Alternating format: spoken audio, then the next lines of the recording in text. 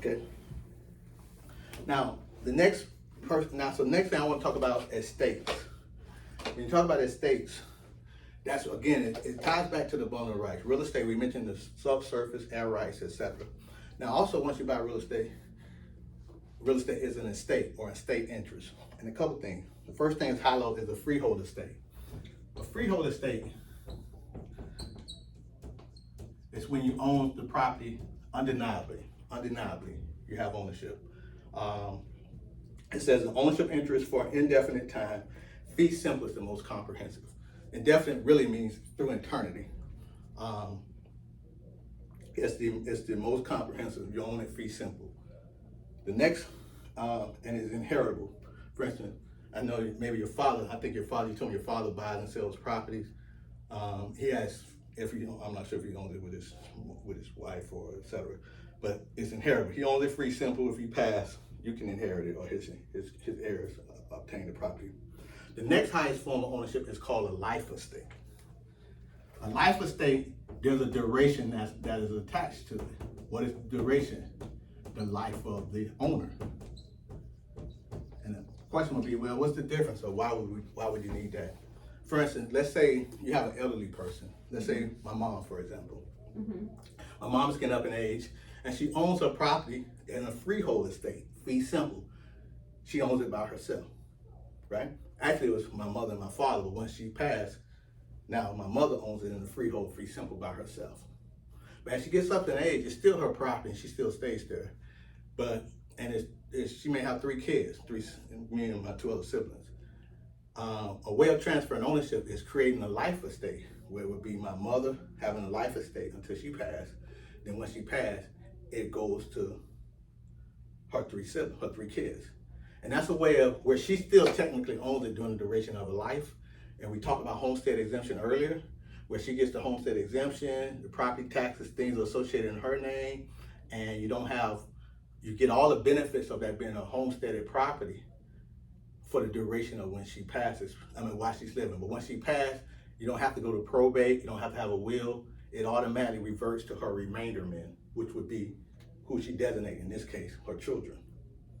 The opposite of that, she would have to either deed the property to us now, but she would not have the protection of homestead as that being her primary residence, if she wanted to give it to us now. Or if she did not create a life estate, once she passed, you have to go through the proper protocol of probate and the will and things of that nature.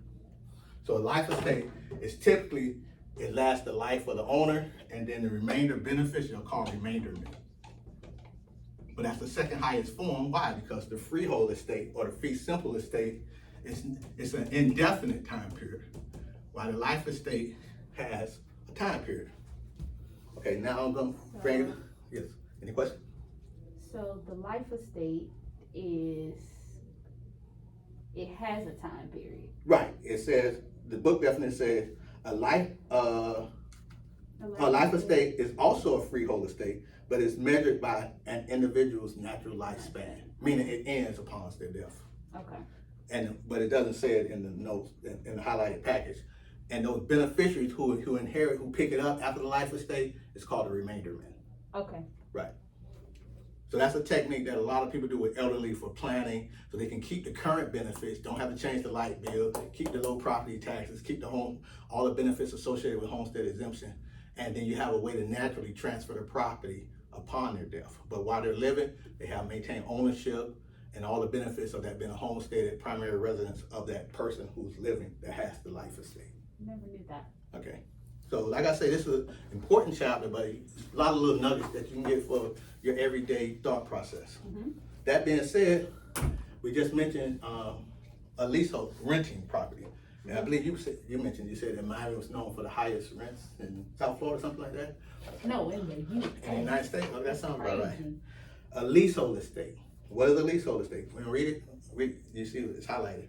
Leasehold estate. Can you read it for me? A leasehold estate or non-freehold estate is a tenant interest in real property measured in calendar time. The 3 types of leasehold estates are estate for years, tenancy at will, and tenancy at sufferance. Estate estate for years. What was the other one? Estate. At will. And at sufferance. And tenant at sufferance. Mm-hmm. Okay. So basically, now, you're really smart and you just read the book version. This is Professor V Everyday Man version. A leasehold estate. Basically, what happens when a person rents a property from someone, mm-hmm. you have the landlord and the tenant. Am I correct? Mm-hmm. You have the lessor and the lessee. Okay. In the real estate language, in the English language, anybody that ends in the OR gives something. OR gives, EE receives, right? Uh-huh. So the lessor is the landlord. He don't give you anything. He gives you a place to stay, right?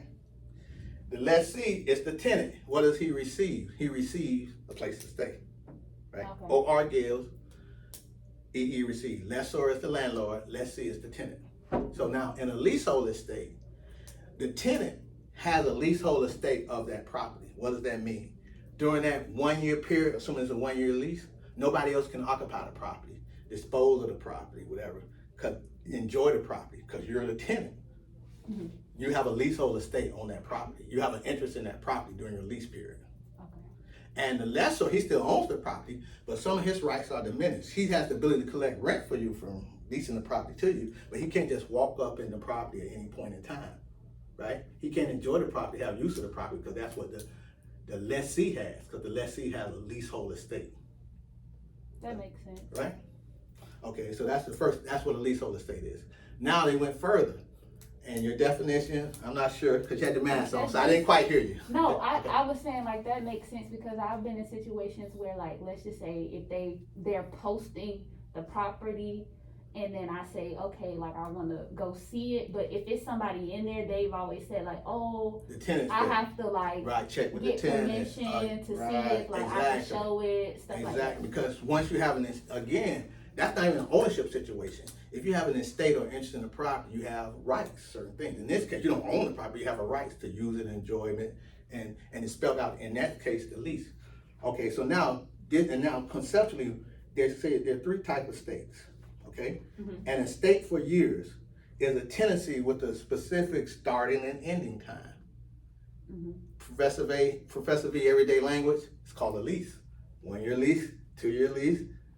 Typically in residential, it's a 1 year lease. Mm-hmm. But most leases have a beginning and an ending time, right? Yes. After that, you don't have rights anymore. You can renew the lease, but maybe new terms, different terms, higher rent, lower rent, etc. But you clearly have a leasehold estate for that given period of time, and estate for years, okay? Second, a tenancy at will. It says as a lease agreement that has a beginning date, but no fixed termination date. I guess if you have a lease, but you don't have an ending date, you pay me $1,000 a month. And you can have oral lease agreement and written lease agreements. Oral lease agreement, $1,000 a month, but it has no ending time. So I guess you just keep paying $1,000. It's not up, you pay $1,000. I guess they can come back to you later on. So is that a form of like, you know how some people be like, oh, you could sign a 1 year lease, you could sign a 2 year lease, or you could do like a month. Is that like? Well, a month to month technically would have a beginning and an end. So that's even though it's not years, so a month to month would be technically. A month to month, if it's in Okay. writing, would be a tenancy at will for that month. Right? Okay. Right, because you do have a beginning and an end. Okay. Okay, so a tenancy at will meaning you don't have an ending time, and you're at will of the lessor, the landlord. So in theory, he could just say, hey, we're going to end this lease. Okay. Right. Makes sense. Okay. Now the next one would be a tenancy at sufferance. The tenant suffers, tenancy at sufferance. And I want you to highlight that for those who have the study manual, highlight that. A tenancy at sufferance occurs when a tenant retains possession of the property beyond the ending date of a legal tenancy without the consent of the landlord or the tenant holds over. Basically, your lease is up, but you're still looking. Or maybe you haven't found anything. Not that the tenant, or maybe your lease has expired, Mm-hmm. but you're still there. Obviously, the landlord might say, okay, while you're there, you pay me rent, or he might ask for a little more, or go on a month to month, or verbal, because you're kind of looking the next month or 2 or 3 until you find where you're going. But your tenants are suffering. The reason why you suffer, because at any point in time, the landlord, subject to the landlord-tenant laws of the state of Florida, can say you got to go. Oh no, look, I know your rent was 1,700, your lease is up, now you gotta pay 2,500. Mm-hmm. And if you don't pay it, you don't have a lease, you're at the sufferance of that landlord because you don't have a written lease agreement. Okay. Okay? And we'll go ahead and take a break, and then I want to talk about ownership. But I think any questions, before we take the break, any questions as it relates to lease arrangement or leasehold interest? Nope, no questions. Okay, so then after the break, we'll talk All about good. ownership interest. Okay.